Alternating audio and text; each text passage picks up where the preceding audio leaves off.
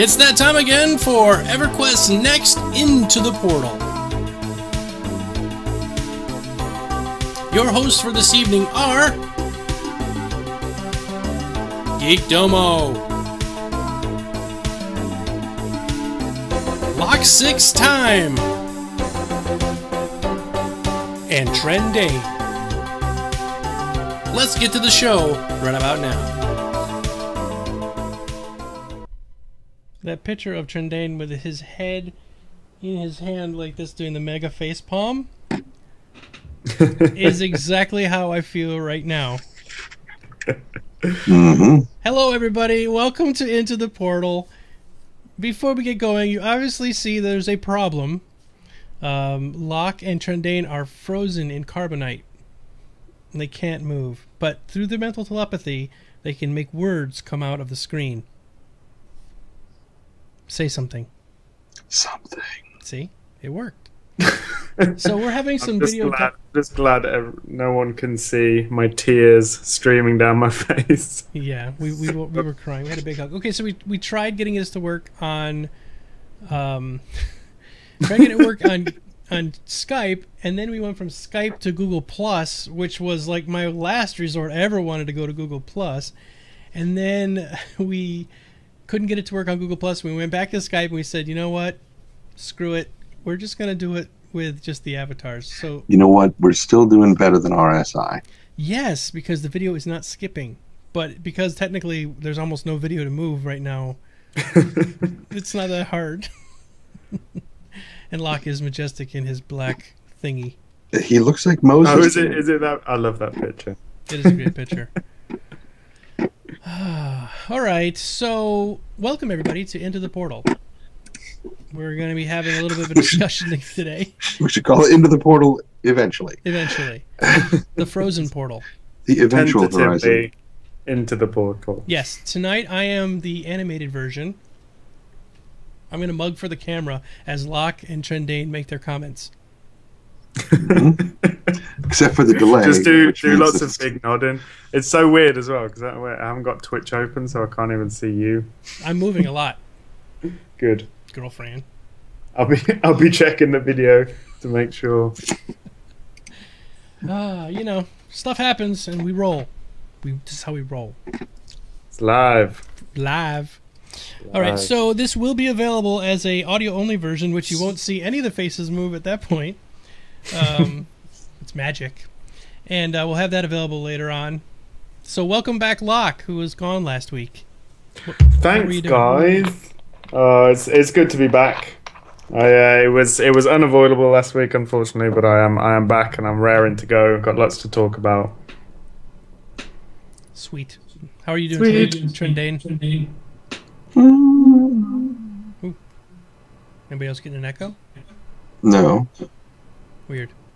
Mm-hmm. Oh God. How are you doing, Trendane? There's something wrong with the audio. Didn't I just said mm-hmm. Oh, it was weird because I was getting this echo and it sounded like you were moaning. Well, no. No, not really. No, I've been trying to do a bit of voice recording stuff lately, so I've been staying up until really freaking late because it's the only time that there's no cars driving by in front of the house and my housemates aren't making noise. So usually between like 2 o'clock in the morning and 6 o'clock in the morning is when I get most of my recording done. Perfect. Well, yeah, it's the same way here. Like my kids will be home in about half hour and then all hell breaks loose. So it turns into a circus here at the house. So I understand completely. All right, so for those who might be new to the show, this is not our normal format, but if if you're new to the show, what we do is you can write in questions, and all we ask is that you write the word question in brackets. I can have video here, and I can show brackets, and you say, "I'd like to have an answer to this," and we will throw it to the expert panel and see what we can come up with. We have one of those? No. Oh. You know, fake it till you make it. Well, since we're gonna lose Pentapod here in a second, I wanted to cover my my crafting idea real quick. So I guess it was earlier last week, sometime after we did the the podcast last time, and it occurred to me that, hey, what if you had tandem crafting? Because like in WoW, if you're trading something to somebody, you have the will not be traded window. Mm-hmm. You can put something in there and like an enchanter can enchant it. But what if you did the same thing with like blacksmithing? Like both of you were at the blacksmithing, crafting station or something, and one guy opens it up because he's got like full skills, it's like all the amazing recipes and whatnot, and he opens it up, and then the person next to him who's in a party with him, he ticks a checkbox in there that says apprentice, mm-hmm. and that selects the person in his party that he wants to apprentice with him, and they can combine their abilities so that they can make a better item. Okay. So, what do you think? What do you think, Locke? I think stuff like that is absolutely brilliant. I think if you can put high-level crafters in a position where, let's say, if it required two people to form like a very high-level item, that you could have a high-level crafter that is required to make it, and as well the person that wants to use the item in the same place at the same time, and it just makes people who are high level crafting so valuable, and it makes their time in game valuable as well, which it means that they're selling their service as well as their product, and it's a much more social way of going about it as well, I think, rather than just having an auction house or a stall or whatever. So yeah, something like that would be fantastic for me. I think maybe just for very special, very rare things, those really high level things. I think it'd suck a bit if you were, changing out your gear every. Well, we don't know how progression will work exactly in EQM, but if you're changing out your gear every 10 hours, it could get a bit tedious. But in my opinion, like anything to increase social interaction is a good thing. Mm-hmm, absolutely. Well, it would also address the point. I know a lot of people have asked, well, what about bind on equip items? Stuff that like. Again, to use WoW as an example, there were things that I wanted, but if I had somebody else make them, it immediately bound to them. Mm-hmm. But if you could do this sort of a thing, then it would be able to bind to the person that was having you make it. And maybe within a lore standpoint, they're just you could pretend like they're pumping the bellows on the forge just to keep the fires hot enough to make whatever it is. I don't care what lore aspect you put to it. But you could even do it where, like, say you're making a sword, and one person is a woodworker, and he makes the handle of the sword. Then you have a leather worker who makes the scabbard and the hilt wrappings, and then you have the actual blacksmith who hammers the whole thing out. Mm. You could work in tandem that way, right? Is that what kind of you're talking about? Yeah, I was going to say somebody holding the anvil steady, but if your anvil is not steady, you are a pretty shoddy blacksmith anyway. Exactly. Pentapod was saying, interesting idea. Do you think the super high level crafters would just two box it all the time? Oh, is that what? Okay, she said two bars. Yeah, and I was like, what? Yeah, I hadn't gotten that far down yet because I'll read slow. Well, I think there's a funny voice. Drink.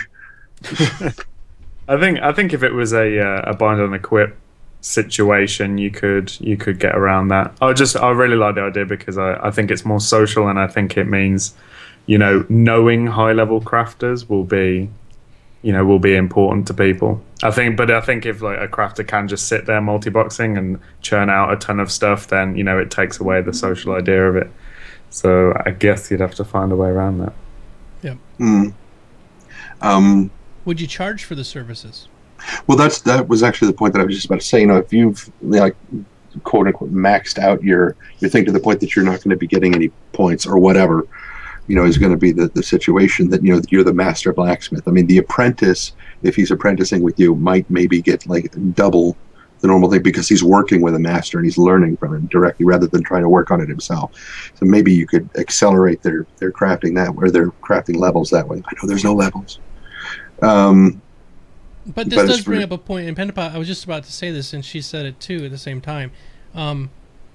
Are people really going to want to interact with each other? Because whenever I was crafting, like I'll use World of Warcraft as an example, I would have 4 or 5 alts that did different things so that I could create the thing I wanted to create by myself, basically, just for convenience. Like I didn't want to have to walk around. Hey, I need somebody to make me a leather sheath for this sword I just made, and stand there for 20 minutes in chat trying to find somebody to make that for me.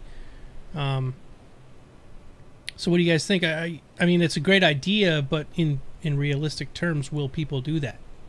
Will they want to stick around? I mean, is it likely that people will dual box it? Yes, there's every likelihood that that will happen. Mm-hmm. I think we'll see a lot more people, more than likely, just working together. But that's just hope for the human race on my part, I guess. Keep hope alive, brother. I think if it became almost a service in the way that, you know, portaling is in a lot of games, or, you know, like there's a lot of Mesmer portals in Guild Wars 2. Like, people will ask for donations for portaling to the top of jumping puzzles, or, you know, World of Warcraft with mage portals. Mm-hmm. All that kind of stuff. I think if it was considered as a service rather than as a crafting thing, so it was like, you know, a crafter's time was spent doing it rather than them, you know, having to put a particular amount of effort into doing it.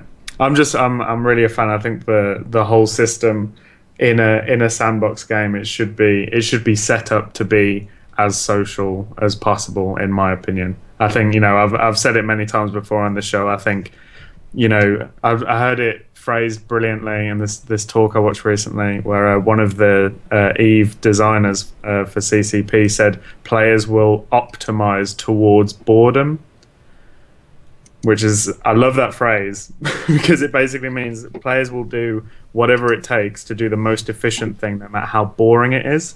Mm-hmm. And I think if you can make the most efficient way of doing something to find another player, then I think you're onto a winner with social interaction. But that's a great idea, because that brings up a great point. If they can develop it in such a way to where it takes you an hour to go about doing it the other way, like by hand, making another alt and having all that other stuff. It takes an hour to do it that way, but it would be only 5 minutes to do it by looking for somebody else to make that other part. Maybe that's the solution, where it's just so incredibly difficult to make it yourself. Whereas just finding somebody who, you know, has a station already set up and is making it, it'd be easier just to run over to him and buy it from him. Yeah. Or maybe just a system of crafting that, you know, isn't friendly to multi-boxing. But that's, you know, that's going on about. It's all pie in the sky, isn't it? I was going to say, how do you detect it at that point? Right. Unless you block it by IP address or something, which would be really prohibitively. I don't know. I've never used multi-boxing. I'm sure a lot of people watching have, but I always thought it was a strange thing to do, to be honest. But I'm a strange kind of guy. I did it for a little while in World of Warcraft because they had the Refer a Friend program. Oh, yeah. And this was before they had the bind on account stuff. So you could make 2 or 3 alts and make them your friend, and then you could power level yourself to like level 10 in only a couple minutes by having 2 or 3 iterations of the World of Warcraft running on the same computer. See, even that though, isn't it? It's quite depressing, isn't it? You go through all that trouble just to skip out. Right. the easiest and quickest chunk of the game is like, oh no, I won't bother with that. I won't find someone else to do all these easy quests with and just burn through it. No, I won't do that. That's kind of how I feel right now, because, you know, I spent all those moments preparing this whole thing, and then Pentapod says, "Oh yes, it's just like we had in EQ2." And I'm like, "Oh my god, they've already done it!" No, my brilliant, beautiful idea, and it's not even around. It's okay, Trendane. We can't see your tears, but we empathize. We'll have a big beardy hug after the show, and everything will be all right. Yep. Time to drink. Drink. Legendary Neurotoxin says, "What's up with the image? Still image is locked sick time today." No, he had a bit of pork pie, and it had legendary neurotoxin in it, and it caused him to freeze. And if you'll remember last week, we said that he was going to have a large wart removed that happened to be his entire head. Yes. So that's not true. That's not true. I was getting breast augmentation, and you know it. On your face. All right, we're derailing. So the camera can't handle my beauty. All right, the next title or the next topic. What do you guys think about the live cast they just had? They're delving into our region. You know what? I've seen a lot of negative, or at least indifferent, ambivalent sentiment towards it, but I thought it was great. What they're saying. I've tried to maintain this attitude of it is still incredibly early days. Like Dave Georgeson even said on Twitter, was it today, that they still consider themselves to be in pre-alpha for Landmark, even though we're very close to launch. And I think them coming out and saying like, this is what we want to do, this is why we've made these decisions, these are the reasons why we're interacting with you in the way that we are, and it is early days and it's all building towards something. It's not just, this isn't how it's always going to be. We're going to get to a point, obviously, where a lot more information is coming out. They're just saying, they're laying the groundwork, because like they say, they're still designing the systems that they're going to be using to communicate this, and so they're still making changes themselves. It's like, you guys know, when you're making YouTube, it's a constant iterative process, and every time you're trying to communicate ideas to people, there's always times that every time I upload a video, I'll always, like, there'll be something in the back of my mind going, oh my god, you didn't explain that properly. And then that's what they pull out. Exactly. That's what the viewers will grab on. They'll know it too. They'll be like, you didn't say that right, pal.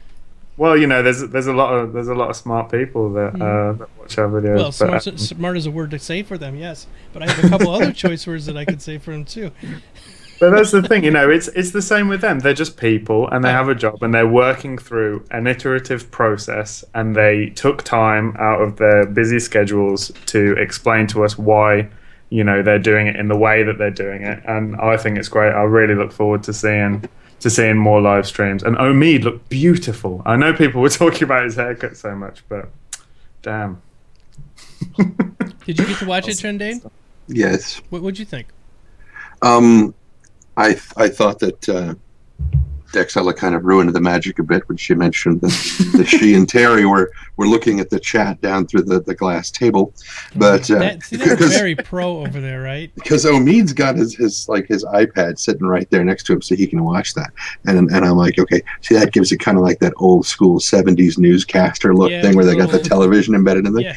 And of course, they're just looking through the table. I'm like, okay, we got kind of a continuum sort of thing. I expect to have them, this big transparency techno digital tabletop thing going, and they're making Omid use a tablet on the other side of the table. It just, it's but techie. I mean, yeah, it was techie. It's just, no, I thought it was pretty well. We can't even get our webcams to work, and you're having a go Omid using an iPad. They were pro, man. Did you see when it was starting up, how they had the long shot behind, and you could see all the lights that they had, and all they had everything queued up and ready to. Oh God, yeah. Seller was all like, "Hey, what about this? Cut to video." Way more professional than us. There was one point where Dexella's mic. See you, Penapod. Sorry, she's leaving. Yep. Thanks for coming. Bye bye. Where her microphone it was pinned to her jacket, or clipped to her jacket, kind of rolled under. And so it wasn't picking her up as well. And I think she and Terry were on the same channel. Mm-hmm. And so they had to turn her up so you could still hear her, because her mic was covered partially. And there was a point where I was like, oh, man, Terry's going to be booming the next time he says something. And he said, well, and it was like, BAM! Oh, no, I didn't even notice that. I'm so oblivious. It really is. I mean, this is what was our 8th episode? I don't know how many we've done. Something. But everything breaks.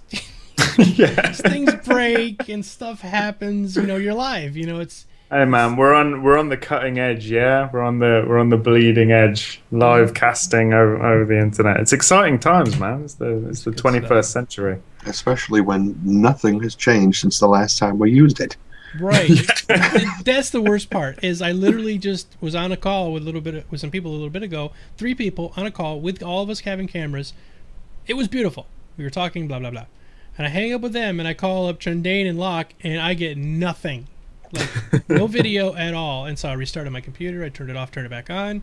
I saw that comment there, and then we tried all these different things, and we just couldn't get the video to start up at all. And I don't know what the little deal is, but it happens. So I think they did fine with Sony. it's they beat people beat you up over live cast, but it's live. You know, there's stuff that happens. Well, like we were just watching Star Citizen the other day, and that was completely horrible. It was frozen for like almost the entire time. You couldn't watch it. Yeah, that's right. You know, Tyroline, you know exactly what we're talking about up on here. Up in here. Up in here. So, Tyroline, are you a quality assurance person yourself? Oh yeah, now we have to drink. He was accusing Trendane of bringing a little bit of the magic. Just because we break stuff, it's our job to find out where it breaks. But now I need you to help me fix it. Well, see, that's kind of the funny part, is because while we were doing this, Pentapod was tweeting to me and Tobrod and go, "Fix your shit, devs." She's notoriously cruel on Twitter. Yes. Okay. Don't tell her I said that. Well, she's gonna watch this now. She's going to listen to it. Oh no! Listen to it. Yeah. I thought I was safe. Well, look, she didn't see you say it. All she just heard somebody that sounded like you say it. So there's your out. Point of reference, real quick, as long as we're talking about live casting stuff. People in the audience who are watching, do you prefer this in an iTunes format or just an MP3? Because I can put it up either way, and I'm getting some feedback on it. Some people want just iTunes, some people want MP3. But whatever. MP3, iTunes sucks. iTunes is 3 stars. iTunes is 3 stars out of 4 or out of 3. Out of 11. 3 stars. All right, so what's up next?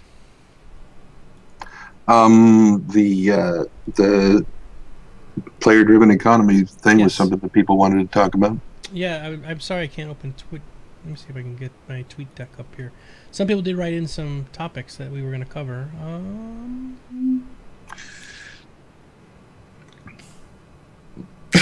Okay, this is from Tyroline. I'm just over it. We are today. Like we tried so hard to get it to work, and now we're here just going, oh god, everything's gone wrong. Everything's gone wrong at this point. EverQuest Next is cancelled. Yeah, they basically said because of our podcast, they're just throwing the whole thing out the window. EQ Next canceled. Confirmed.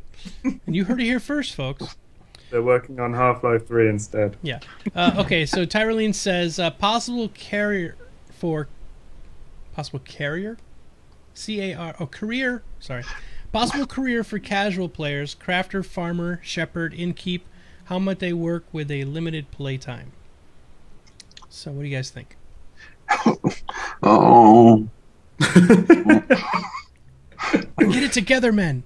No, it's Okay, not. so we're talking about social and crafting classes. Mhm. If someone with limited playtime wants to go out and fight, but also wants to do social things and do crafty things. Yep. Just casual playing, casual playtime. Well, I think define casual Maybe- playing. Really, if it's a question of playtime, then I guess people. You've always got to prioritize your time, haven't you? I mean, I'm sure we've all had times where we've been at work just thinking, oh man, if only I was at home, I could get that extra level to do whatever. I think people with less playtime, they tend to value their playtime a lot more, and they tend to do things that they just want to do what it is that they enjoy. So I don't know. It's up to them. It's a personal preference thing, surely. That's why you need to, within like an open world MMO setting, you need to just provide a lot of options and a lot of different play styles, and then hopefully, players will gravitate towards whatever they want to do at that moment. And with the multi-classing thing, that's the big thing. Right. The fact that you don't have to start a new character and level it up every single time you want to do something. So a casual player could end up as being a very accomplished.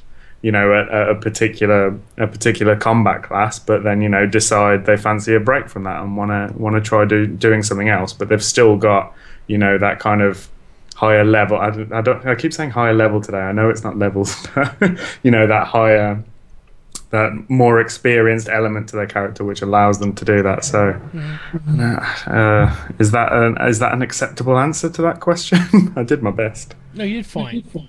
What do you think, Trendy? Cheers, Domo. Well, I'm still thinking about those wee shepherds with their sheep. And I'm Oh, the wee shepherds. trying not to think too much about their casual, Filthy that- casuals with their shepherding. Why aren't they Well, goat herding? You can get an extra 0.2 litres of milk per hour if you herd goats instead of sheep. Just saying. Yeah, I don't know why Trendane's not going, everybody. I had no idea. Spoken like someone who knows. Okay.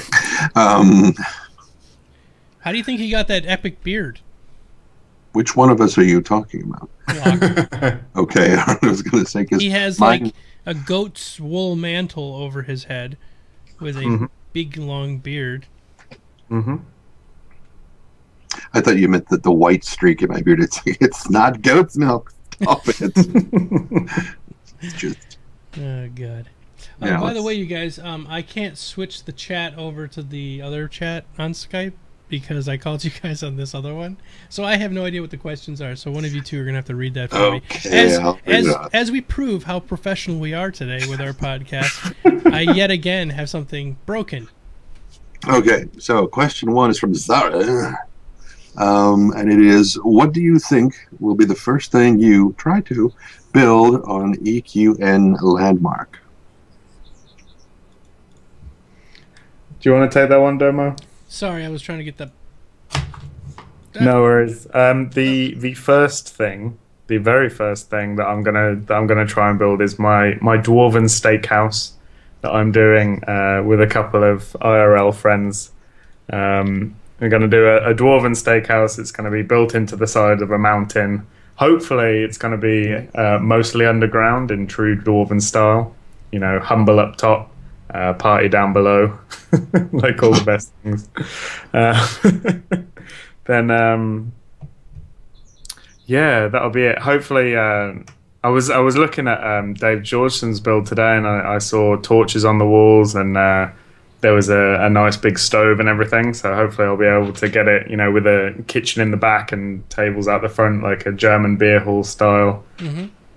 So I suppose like quite a traditional sort of fantasy thing to start, but I would quite like to quickly move into non-fantasy realms, just for the sake of it, really, just to throw a spanner in the works a little bit. Well, that actually brings up a great point. I am going to be using SOE Mote to do some broadcast, either talking about EverQuest Next or whatever. So one of the first things I'm going to build is a studio, like with, with a green wall in the background, so I can do green screening and everything. Just make it as pro as possible with lights everywhere, so it's really well lit. So that's my first. So cool. Yeah, that's kind of what I'm doing first, and then I'm going to have guests come by, and they can come by in character and talk with SOE Mote on the screen. We'll do like we're doing now. Maybe we could do it into the portal some point. All SOE Motes. We're all sitting there. I'm like a frog lock, and you could be a dwarf lock. It'd be fun. Course. Oh, that'd be great. I'd be totally down for that. We could do like a proper news show. Mm-hmm. Can I be a weather correspondent? Yes, he could be like, and today the weather's going to be rainy. Just That's what dwarves sound like. Sun go up, sun go down. Lava storms. No, you could probably do a much better dwarf. I was doing more of a frog lock. Oh yeah. Because it kind of got that Kermity sound. Kermit the Frog here. I don't know how do dwarves sound in EverQuest? I played a little bit of EverQuest too. Sure. You reckon Scottish? Absolutely. I don't want to do a Scottish accent. No, Trendane can. Go ahead, Trendane. Be funny, man. No, Scottish. We'll let Tolbrun do that. That's his. Although we covered that my Scottish accent's thicker than his is. Yeah. All I know how to say in Scottish is, "Hey, you English bastard." That's all I hear. When you get north of Newcastle, it's just men in skirts throwing rocks at you. It's very confusing. And picking up telephone poles and throwing them into the air. Don't tease. Don't tease. Which brings me to my answer to the question, what would be the first thing that I would build, is I would build myself a boyfriend. Yes. A whore house. You hoa? Not a whore. A whore? So our next question from Shadowspawn 2112. Multiple economic hubs instead of a central auction house? Say that again? Multiple economic hubs instead of a central auction house. Oh, yeah. We talked about this before. Well, then to hell with it. Oh, no, that's fine. We can recover it again. People, there's different opinions, but I kind of like the whole idea that sort of like in Eve, you have to travel to certain areas to sell certain things. Like maybe up in the Halas, northern region, you can get wool a lot easier than you can down in the tropical region. So if you want to get if you want to get bananas, you got to travel to the southern region, and if you want to get wool or whatever, you travel to the northern region, and go to the auction houses in those particular locations.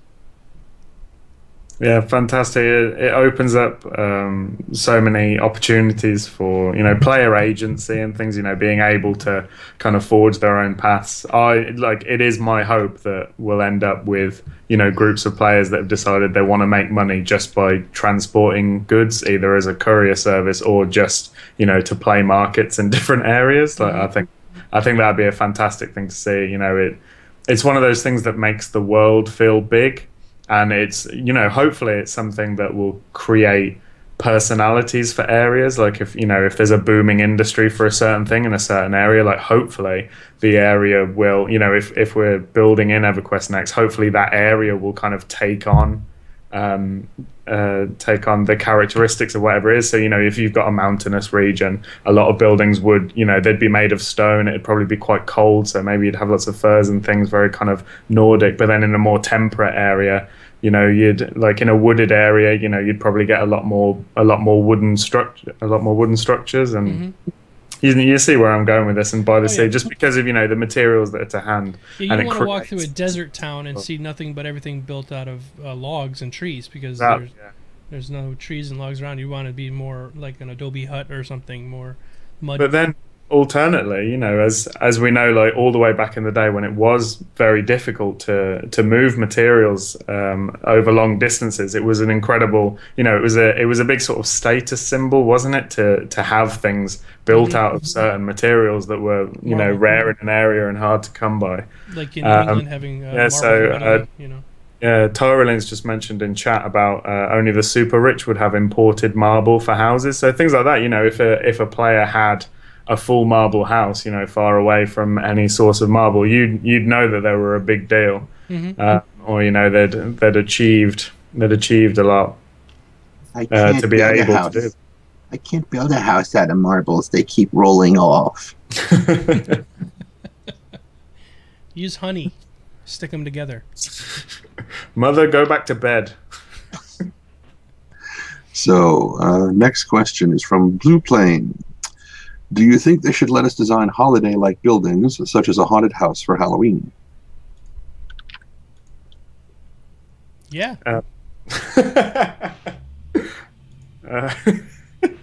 Do you want to go on that demo? Very certain. Or was that it? Oh, yeah. Yeah.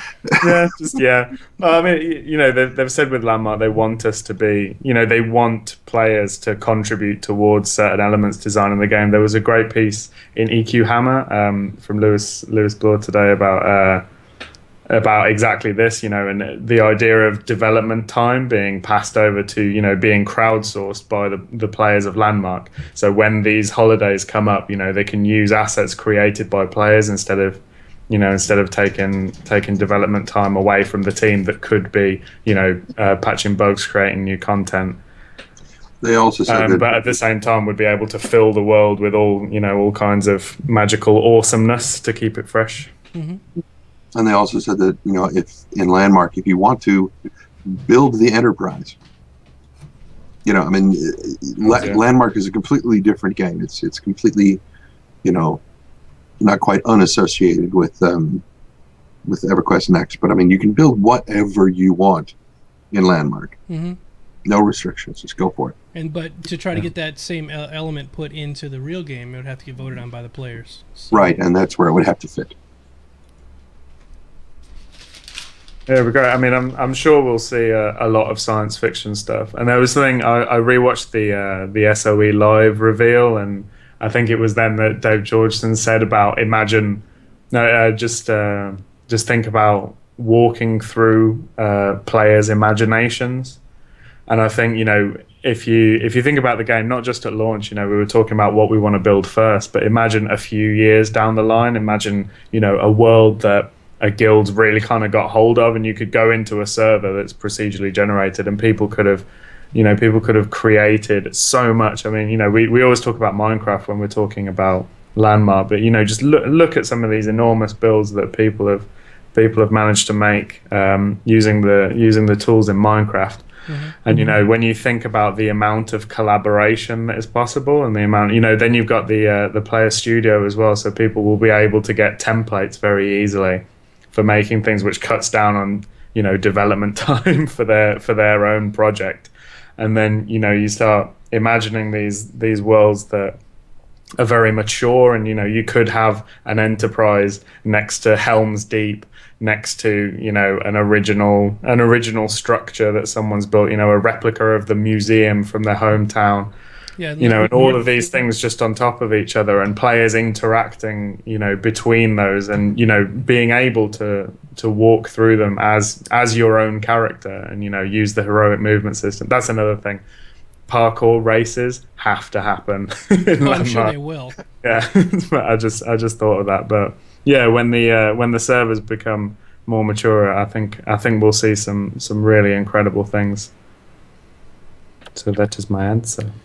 Yeah, you were talking about building a replica, and Northley was saying that somebody's already made the Buckingham Palace in Minecraft, and I've seen the Taj Mahal in Minecraft, and there's just so many different, and that's being done with really large bricks, Yeah, the level of detail is, it's impossible to get in Minecraft. It's hard enough to build anything that could be considered round or spherical. Unless you walk way back. Yeah, unless you make it huge and walk really far away. Exactly. That's no moon. It's a space station kind of thing. Yeah. Yeah. Build something that big in Minecraft. You probably could. I'd like to see the Death Star in Minecraft. Okay, somebody who's in the audience right now, do it. Go right now. Share it next week. Next week, hopefully, we'll have video. Not 1 week. Go.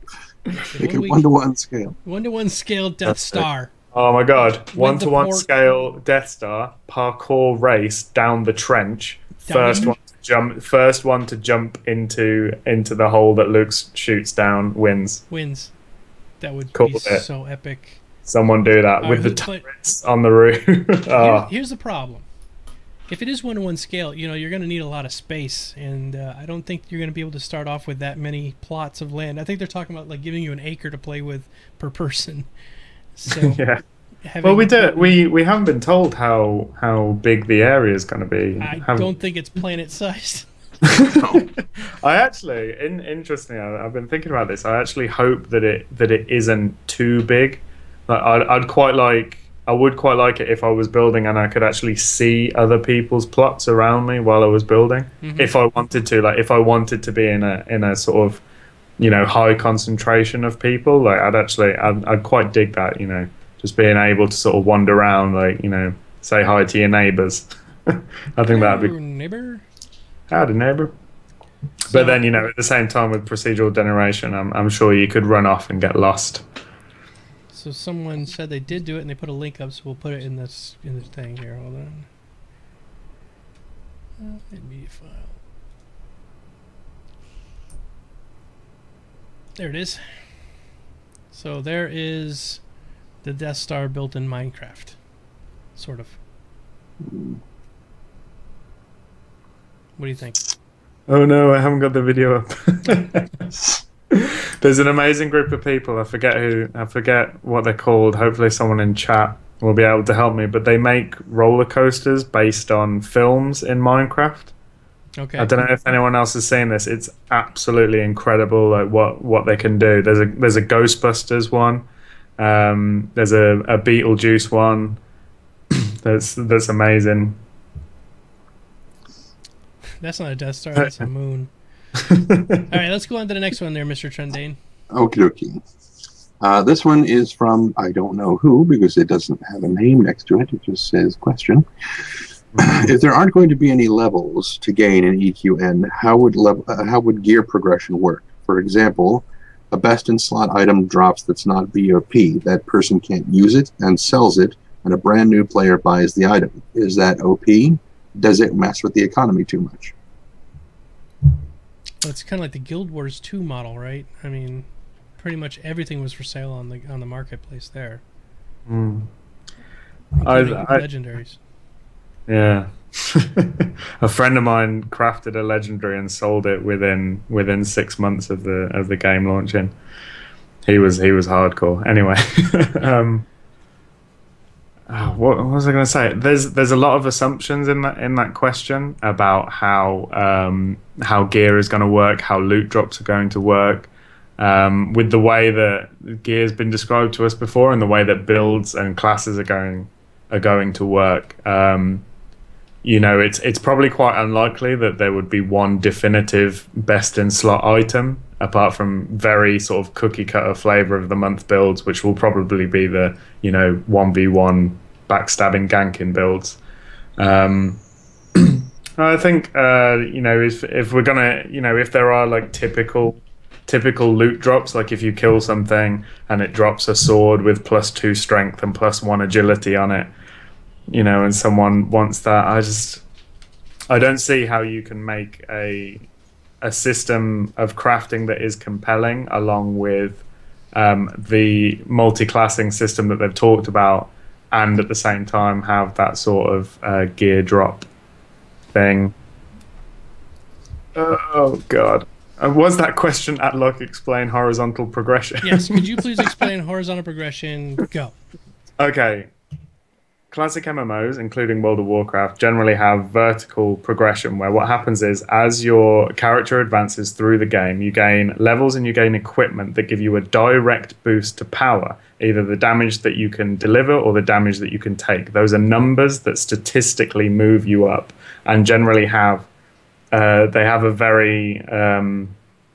very steep power curve, where you start off very, very weak, but then as you gain in power, you gain more and more power faster and faster and faster. So, a max level character would completely destroy a level 1 character no matter what, just because the number differentials are so huge that there's no way you can get around that. And that's how MMOs have tended to handle progression before, where you get to the end game content, you get to the last raid, the last boss, they drop the items with the highest numbers on, and then you get it, you go, woo, I am as powerful as I can be, and then you wait for the next raid to get the next lot of items that go, and then you go, woo, I'm as powerful as I can be. Right. And people call that progression, but really it's just when you get to that point, it's running on a treadmill. And in my opinion, we kind of need to move past that, because anyway, I could talk about that for hours. Horizontal progression will be in a system like EverQuest Next. With the multi-classing system, you've got 40 different classes. The idea is you start with one, you go out into the world, you find the other classes, you get abilities from those classes to mix in with your favorite class that you're getting your weapons you're getting your weapon skills from. You're mixing in different skills from other classes. You're acquiring gear that augments those abilities and allows you to refine your playstyle more and more and more. There will probably be a power curve within that, but it's very, very shallow. Like in Eve, for example, or in Minecraft actually, the power curve is very, very low. So a really, really advanced character might have a statistical advantage numbers-wise over a newer character, but they're still close enough so the newer character can be of value to the high-level character, whether that's as an ally or an opponent. Okay. I could keep going. Is that enough? Yeah. So basically, it's like you have there are no levels. So I think it was Legendary Neurotoxin. Somebody just said a second ago. Basically, you start out the game at max level, and there are no levels. You're just going to be gathering new gear, new skills and abilities, but you're not going to actually become level 90. There is no level 90. Yeah, but as you sort of gain in experience, you gain more and more tools that you have to approach different problems. So while you don't have much more numerical power than a new player, perhaps you'll have more tools and more abilities to approach an encounter. And also hopefully in the system we'll see a skill-based system that rewards knowledge about the game. You know, in the same way playing a game of League of Legends, if you go in knowing nothing about any of the champs, you're just going to get rolled. So a huge part of that game is learning, you know, the different skills and abilities of of the different characters in that game, and hopefully that'll be a big part of EverQuest Next, and that becomes part of the player progression through their own experience and their own knowledge of the game that allows them to be more powerful in that respect because of what they know and what they can do, rather than just some numbers on a spreadsheet. So technically you could walk out your door at level. Where's level 1? Okay, so you start the game off. And you got your you've got your little tin sword and you got your wooden shield, and you could run to the hardest part of the game where there's some dragon, and technically you could fight that dragon and win at the same way you could as if you did it later on when you had all the best gear and all the best skills, or probably not. What do you think? I hope that it would be possible for an experienced player to be able to take part in a group with a brand new character, to be able to tackle high level content. I hope that that's possible. I don't think it should be, or I don't think it will be possible for someone who is brand new in the game to just stumble across something and be able to do it single-handed. I'm hoping that the game won't be designed that way. I mean, with story bricks and all the AI and stuff, it probably wouldn't be. With the AI, with comments from Dave Georgeson on the MMORPG podcast, where he was talking about, they're not going to be shy about encouraging grouping, which, it filled my heart with joy, so it did. And he said he wanted to bring like the kind of adrenaline of being out in a dangerous world back, which, it's not anymore. It was a glorious thing to hear. So it was a glorious thing to hear. But I hope that, in terms of numerical power, I hope that it's not just a case that someone who's been playing for longer will just be able to completely roll a lower level player. Not just for the lower level player, but for the higher, more experienced character as well. Because every other character in the game, every other person playing the game that is a legitimate target or a legitimate, ally, anyone that can add value to your play experience, that's adding value to the game exponentially, because, it's interacting with people that make these games so special. And I think that when you're level 120 super dude of awesomeness and you stumble across a level 1 squire and accidentally set off an AoE and kill them straight away, that other player is adding nothing. They're adding no value to your player experience, and it's an absolute waste, and it's a shame. I don't see that happening. I got quite into that. Yeah. That's fine. Anyway, no, I don't see that happening. But I'm we can just only hope right now. Like we were saying, this is all speculation. We have nothing hardcore yet. So, all right, let's continue on. There's so many questions are flying by. Go grab the next one. Sorry, while I ramble on. No, that's fault. It's all right. The reason I wanted a little clarification is I was ready to do another ramp up video for EQ Next, and people have been asking me, please explain horizontal progression, and I thought I had it right, but I just wanted to check with some other people, and I figured people were talking about it in chat, so let's talk about it now. It's the numerical power curve is the main thing. I'd say. We'll to draw a pretty picture with paint. show it, the graph. Do it. Oh, draw me on it as well. I will. I'll put Locke there with a beard. Draw him like one of your French girls. Speaking of which, the next question is from a French girl. Sort of, or and kind of about Locke being one. As being submitted as his drawing? No, literally being one. The next question is from whoever, because there's no name. Thoughts on sex change for characters, maybe a cursed item like that gender reversal belt from D&D. Ooh. Why not? Never get back to the big swirly black boobs like we had before the show. Yeah. No, why not, right? Well, it's a free-to-play game. Character recustomization will almost certainly be in the cash shop. So right. Yeah. Well, see, I'm I really don't want vaginas on me anyway, and I sure as hell don't want one to be a part of me. So, but if it's a curse, if it's a spell, get it away. If it's a curse spell or something like that. Yeah, but then, you know, if there is a character recustomization in the cash shop and someone gets forced to change gender against their will, and then they go, oh, but I can change it back if I spend real money in this free-to-play game. Yeah. I think people would be a little upset about that. I reserve the right to just PNSRP all the time if that happens. All penis, all the time. It could just be an illusion spell and just goes away after a while. It better be. All right, next question. Oh, right. Yes, I hadn't even pre-read the next one yet. So the next one is from Seamus James. Hello, Seamus James. He's a regular viewer.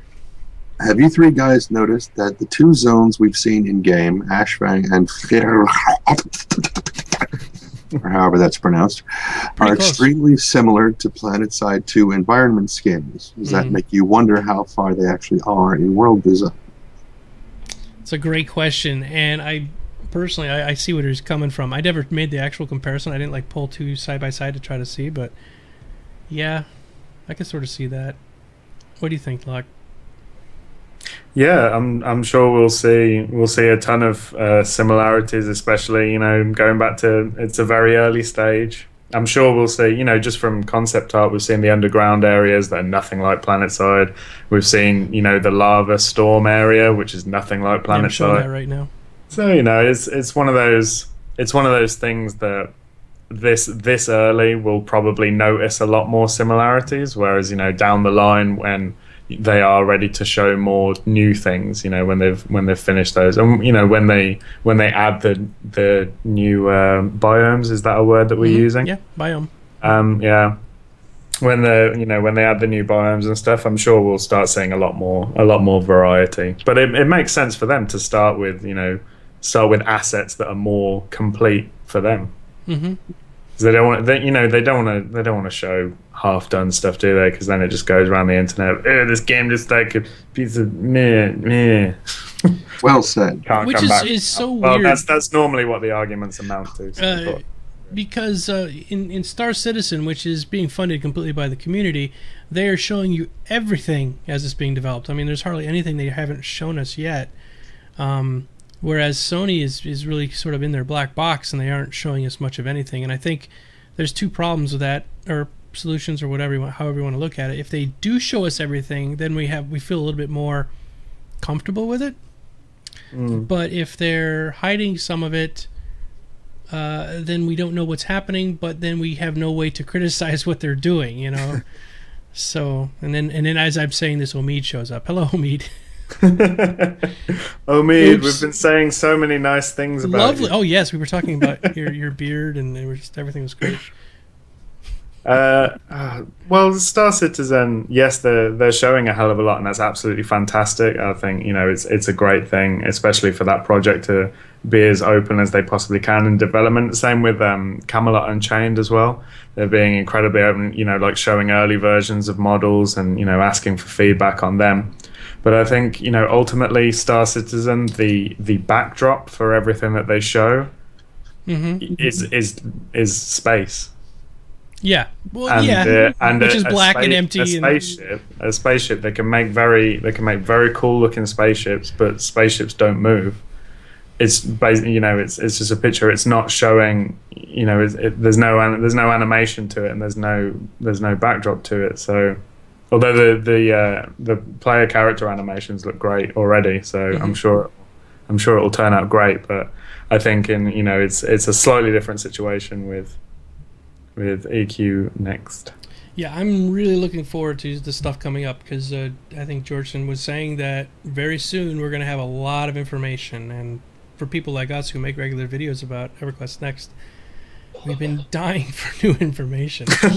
Like literally going, please, a clip or something, please show us a new land. Just something. Really, it's really like, you know, I know we've been saying it for a few weeks, but it just feels like they're so close Yeah. You know what I mean? Like you can see, like, it was one of the things I loved about the live stream. Like every once in a while you just see like Terry would just give a look, or like, you know, Like, yeah, it's Omid coming. stare at the camera in a sort of sultry way, going, "You are gonna love this." Yep. You know, I mean, we get comments from Dave Georgeson all the time. Like, you know, he's super pumped about everything. Like, he's really confident about what they have to show, and it just feels like we're kind of getting to the, you know, we're getting to the crest of the wave now. So fingers crossed. There's going to be a lot to talk about. Okay, so let's talk a little bit about that. Speculation, Locke. I'll throw it at you first. When is Alpha starting for Landmark? Omid, do you want to send me a DM? Yeah, send it real quick. Just a date. Nothing special. Just a date when Alpha, and then when can we talk about Beta?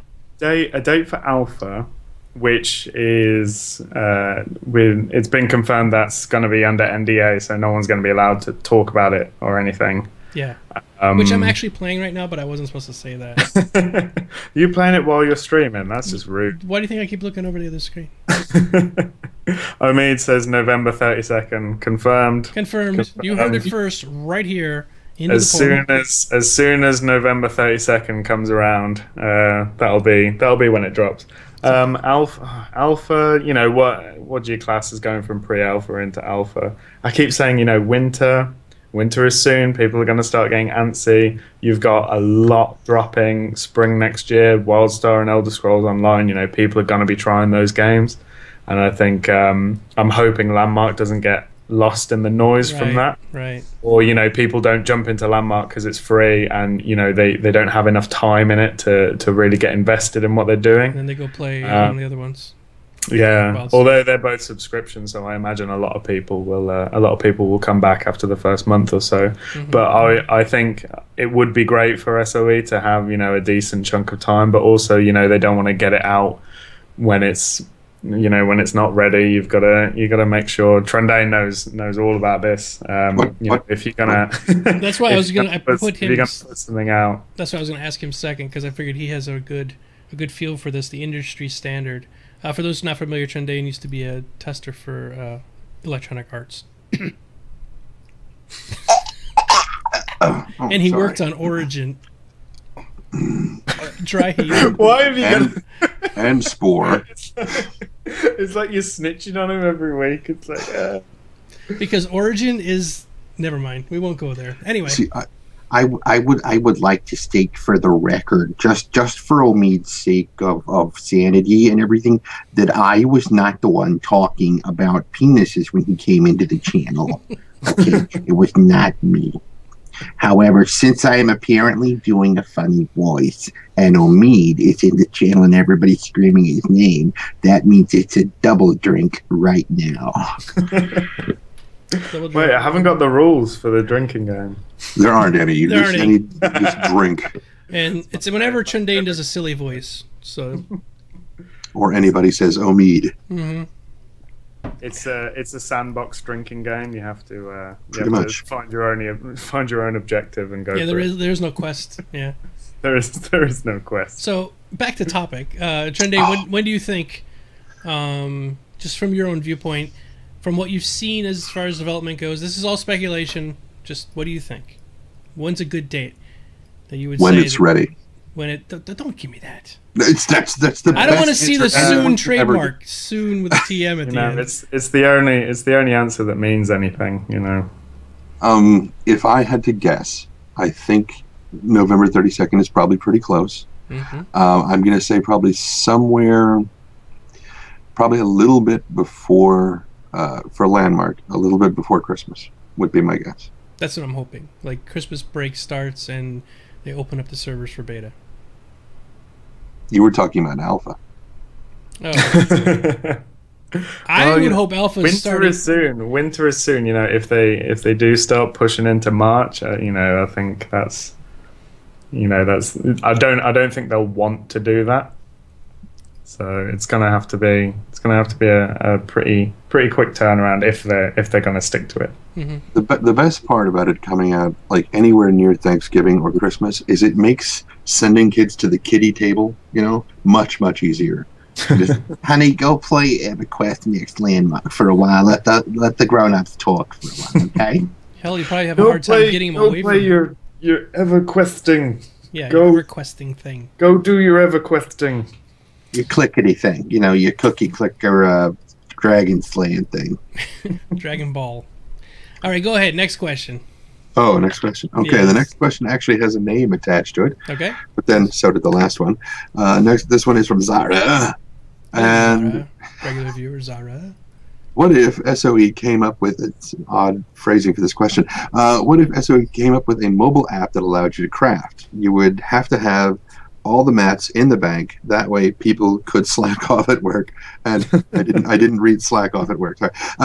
Could slack off at work and craft even if they aren't logged into EQN. That's fantastic. I love the fact that they could destroy the whole economy of the world. Hey, the Republicans the Tea Party just did that. So Right. Well, anyway, I don't want to get involved with that one.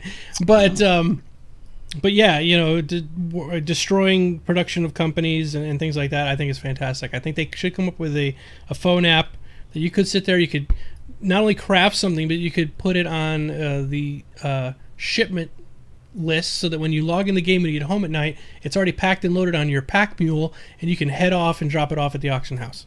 I'll bet you could probably give that app to everybody at EA and double the turnaround time on most of the things they're working on. Make them more productive. Mm-hmm. That's what he's saying about EA. Oh, mobile apps. I'm not sure. No? I'm not sure. I think it sounds cool, but I think it takes away a lot of the social aspect, and I think being able to affect the game when you're not in the game isn't something that it wouldn't be an idea that I'd be thrilled about. Especially because if you've got like a mobile game where you can do things remotely like that, that's so open to exploit and just. I guess, but it also is a way that if you're in the doctor's office and you want to craft something because you're waiting for your blood work. Well, I think it's great to have mobile friendly things. Have your guild chat on there or whatever. Be able to see progress of rallying calls or maybe whatever world map system they end up implementing. I'm sure we'll have kind of events popping up all over the place. Information about the game's great, but to be able to directly add to the game world in that way while you're not in the game, I think is a little bit dangerous. But well, they did it with World of Warcraft. I mean, you could log in the auction house, you could sell and buy and put the items on your character, like actually put them in your character's bags. So what we're saying is EverQuest Next Farm Mark confirmed. Yes.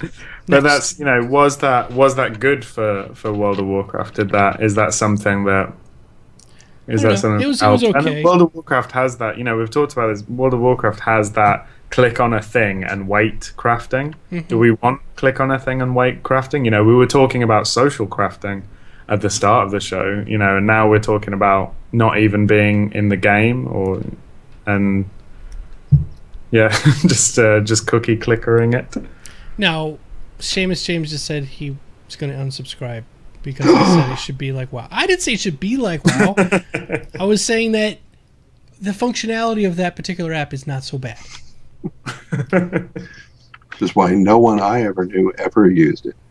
They used the chat, The chat was nice, so you could hear people doing a lot of drama while you were on the pod. Yeah, there was plenty of that.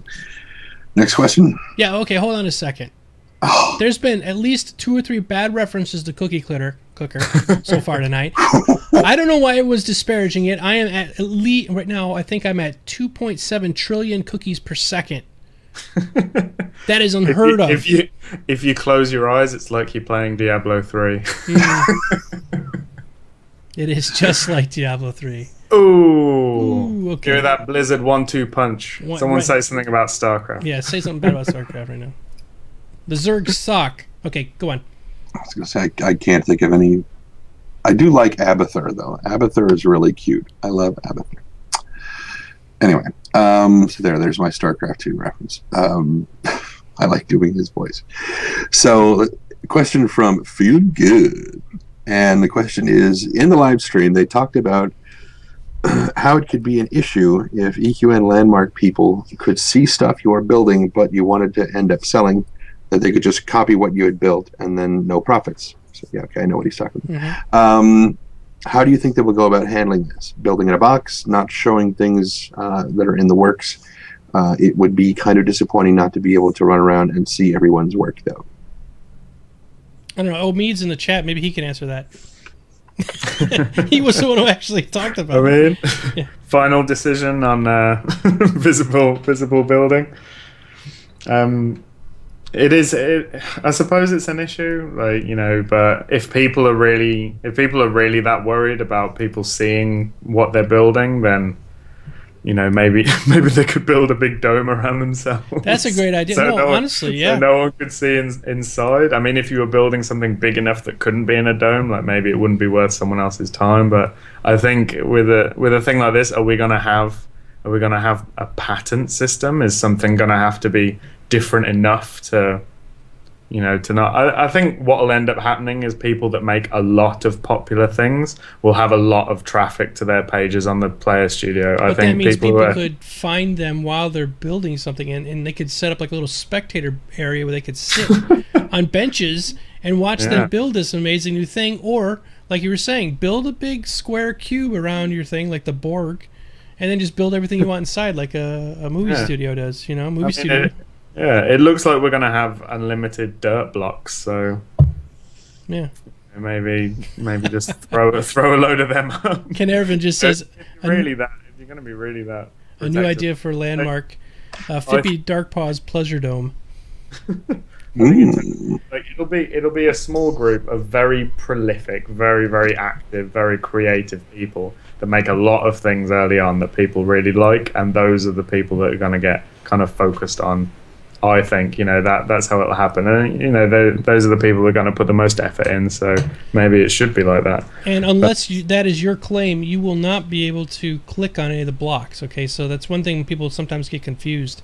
There is no way for you to click on blocks or move things around on somebody else's claim. So even though somebody could look at it, watch it, they wouldn't necessarily be able to build on it. I don't think that. Well, what I took from it was not that. What I took from it is that someone would come in, see what you were building, think, oh, that's a great idea, and then build it first and beat you to the punch. Right. So you work a real job, and you started building this amazing cathedral, and it's about done, and somebody walks by and goes, holy crap, that's amazing, and runs back to their plot of land and builds it while you're at work, and then puts it up on the store first. So yes, there is that worry, and I guess if you are an amazing developer or modeler and you have this great idea, then yeah, I could see where that could be troublesome. So Omid says, I think people who are making a lot of money at this will be finding protections. So if you are, if it's that easy to copy, couldn't anyone just build it themselves? Or if it was that big and impressive, would it be that easy for someone else to copy exactly? Well, maybe somebody's better at building than you are, and they just didn't have the idea. Then they could just look at your thing when it's on the Player Studio and go, "Oh, I'm going to build a better version of that," and people will prefer mine and buy mine instead because it's better. No? Who knows? I don't know. I don't know what they could do to stop it. That's why I'm thinking it's better off if you think you're going to be building something that's going to be easily copyable, put it inside a big box. Yeah. Don't put a storefront window on it. Best way. And Omi just says we'll probably be messing with the claim size dimensions all the way through beta.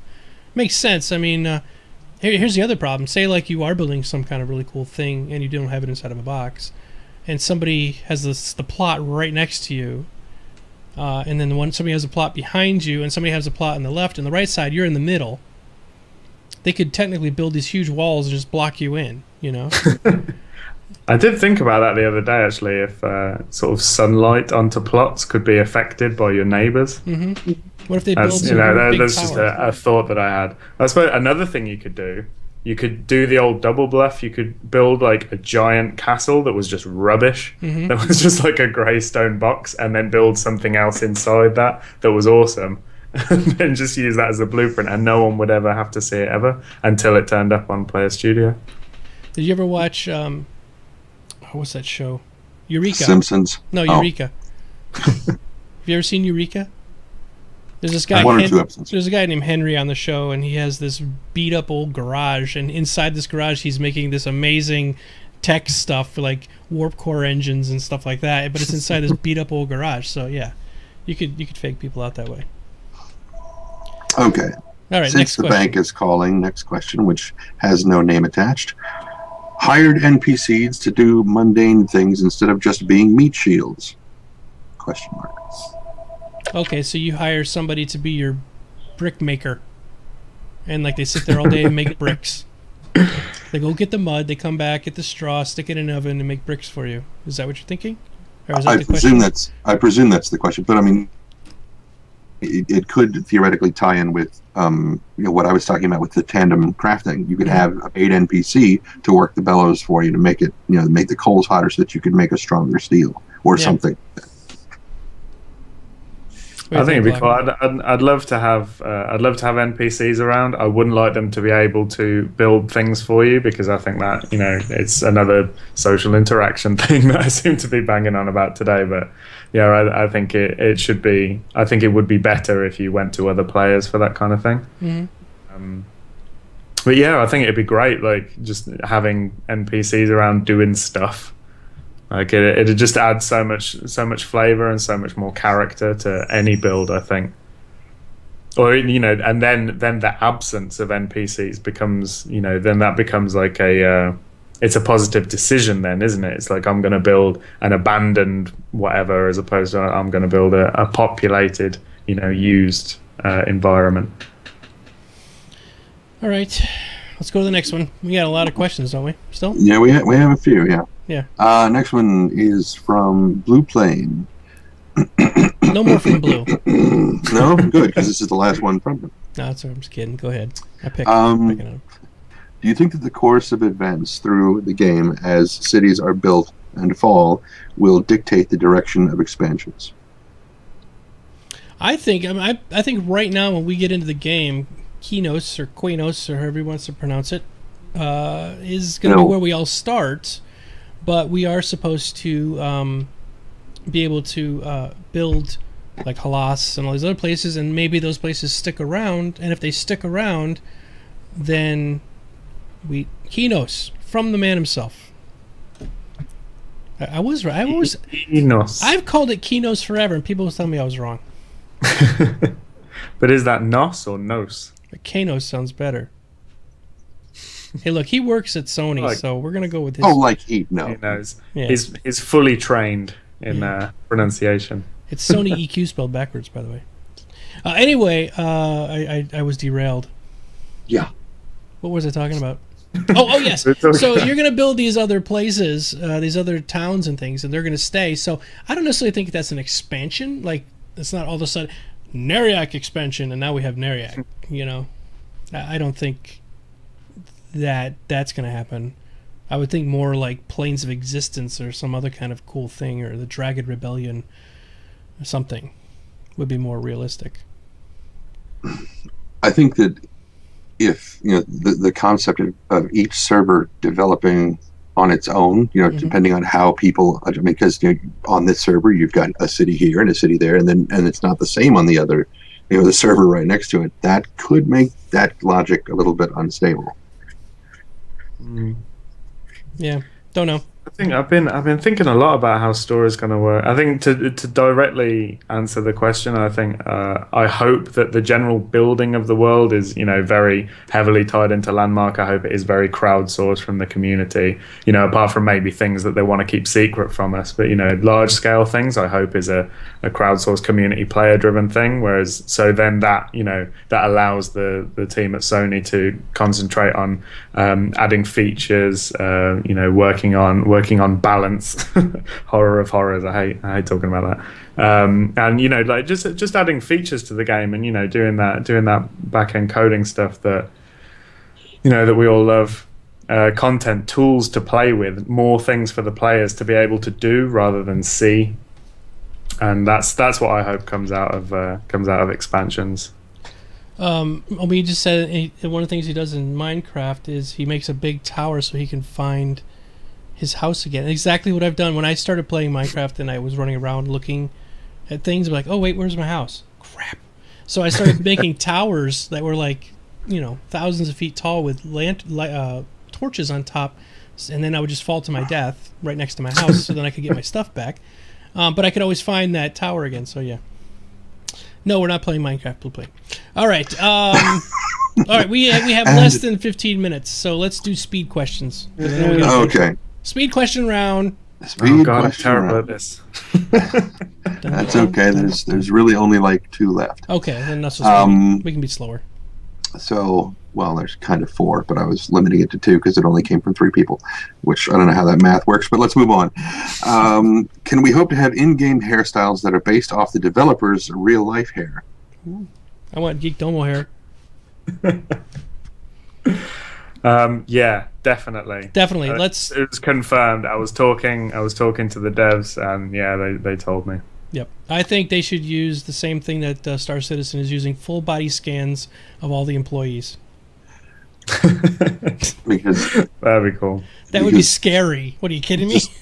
Terry's amazing flowing locks would just be, To die for. But that's an interesting thing. In Landmark, are we going to see like a player studio thing? Like in PlanetSide, people can build a lot of hats and stuff. Is a hairstyle something that could be made with that same technology? I don't know. The thing I'm talking about is from what was it? Infinite Realities. If you guys look for it on the web, I actually do a video talking about it for Star Citizen. It's scary, the detail that these things get, but this game isn't like that. This isn't realism. They're using a stylized look in EverQuest Next, so it wouldn't work. But maybe hair. Well, Omi just said anatomically correct hair, so I think that fits. Okay, so next question. Perfect. Any speculation on required PC specs will be? Something between a Pentium 4 and whatever the latest CPU. SLI Titans. Yes. My Core 2 Duo probably won't handle it. No, I think it will. I don't. Maybe we can mention that. I don't know, but I think the specs right now are pretty low. Like they're not. They're making it accessible for most PC players. Okay. Yeah, they'll want as many people as possible in there. So it doesn't run on his Tandy. What about the TRS-80? I got a VIC 20 in the garage. I've got an LTR 8800. What about my TI? I'm not as old as you guys, so I got nothing. That is crusty stuff. Just gonna load it up on ENIAC. Yeah, Commodore 64 with a tape drive. Yeah. I installed Windows XP on punch cards once. That took about 75 years. So next question. Do we think Storybricks could evolve to letting players create their own content/storyline of sorts for other players to use, which could be rated by others? Well, I may have misread that, but I think we got the gist of it. They were talking about that Storybricks... you'll be able to build your own dungeon. Sorry, I keep hitting my mic. You'll be able to build your own dungeon and put your own NPCs in with your own Storybricks AI. They did say that. They confirmed that, right? I don't think it's been confirmed, but it was very, very heavily intimated. Georgeson, yeah. It's such an obvious extension of what's going to be possible with Landmark. I'd be amazed if it was too long before we could start, making our own dungeon type content or. PvE experiences. So there's a very good possibility that you will be, say, if you sell Dungeon X, like you make, this is my Dungeon X, and it's shaped like the letter X, and it's a dungeon, and I put all the NPCs in it, and I made all the things. If you sell that on the marketplace to somebody who wants to put that piece of that dungeon in their dungeon, I believe you would probably be able to attach the Storybricks AI with it, and in that case, you would have the ability to edit that later on. Is that what they were asking, right? Sounds about right. I mean, this stuff, it sounds cool for us, but look at it. I mean, if you look at it from Sony's perspective, they can like crowdsource PvE content to be able to put it into the world, to put these like events and things into the world, just in a hole underground somewhere. If someone's made a dungeon that is underground, they can just put that in the world and just leave it there.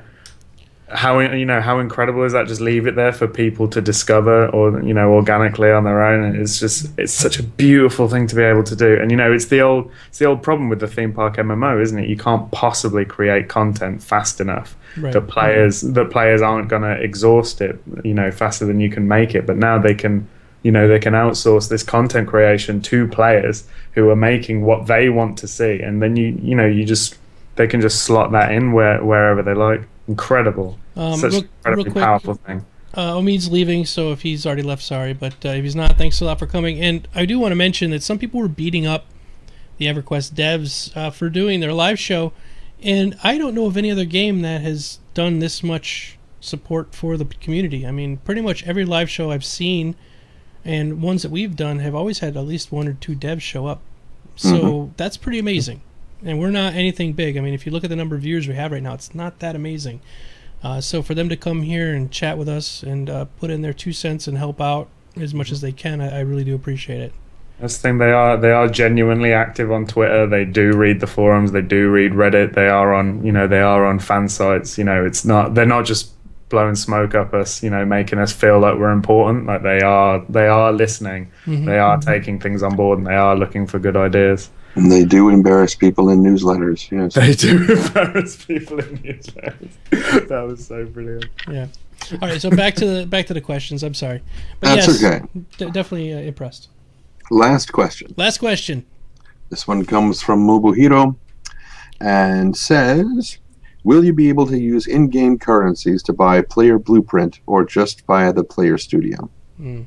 I wish Omid was still here for that, because I don't have a clue, and I don't think they've even mentioned anything like that yet. You can almost guarantee just by looking at their other games, like not just EverQuest. I'm thinking their superhero one. What's that? My brain stops. But anyway, I'm sure that they'll have some sort of DCUO. DCUO. Thank you. And they'll have some Sony cash, or the SC gold pieces. Yeah. So do they do that? Is that like a Plex system where you can buy it with money and then actually trade it for station cash? Yeah, station cash, SC. Yeah, I hope that there's a system like that. I think things like that are great, especially in free-to-play games. Yep. All right. Well, I think that's about it for today. We went a little longer than we were supposed to, but that's what happens. Sorry about. I'm glad we did it. I feel good. I feel good too. At least we got it out, and it wasn't perfect, but it is what it is. I had fun. I always enjoy doing this, and it's nice to be back after missing last week. So thank you very much, gentlemen. Yep, thanks a lot for being here, Trendane and Locke. Next week I think we'll try to set this up a bit earlier, so we have some sort of fallback. two other things. One, Bard, save your question for next week, and we'll do it there. And two, Diggs Briarthorn on Twitter said, "If wishes were fishes, I wish for a set day and time for Into the Portal." Oh, it's like herding cats. Is a popular question by a long way. I really, really apologize about that. It's really hard because sometimes Locke's working, sometimes I'm working, sometimes Trendane's working, or we're all busy at different times. Okay, Trendane's not working, but difference as well doesn't. And we're spanning the globe here pretty much. I'm in the middle. Locke is all the way in England, and Trendane's all the way in California. So we're about as far apart as you can still get and be on the same date. Yeah. We should try and get someone from East Asia and Australia just to just to make it even more awkward. Completely awkward. Yes. So it's actually tomorrow when we're talking to the Singapore people. When are we going to see Zaphos again? We don't know. Zaphos is working. He is working in the Large Hadron Collider, and he has found the boson. The Higgs boson. He was unfortunately sucked into an anomaly. And he was sucked into an anomaly, and so he won't be here for another 2 weeks because he doesn't exist yet. So when we finally get word that he's back in our time zone, we'll have him back on the show.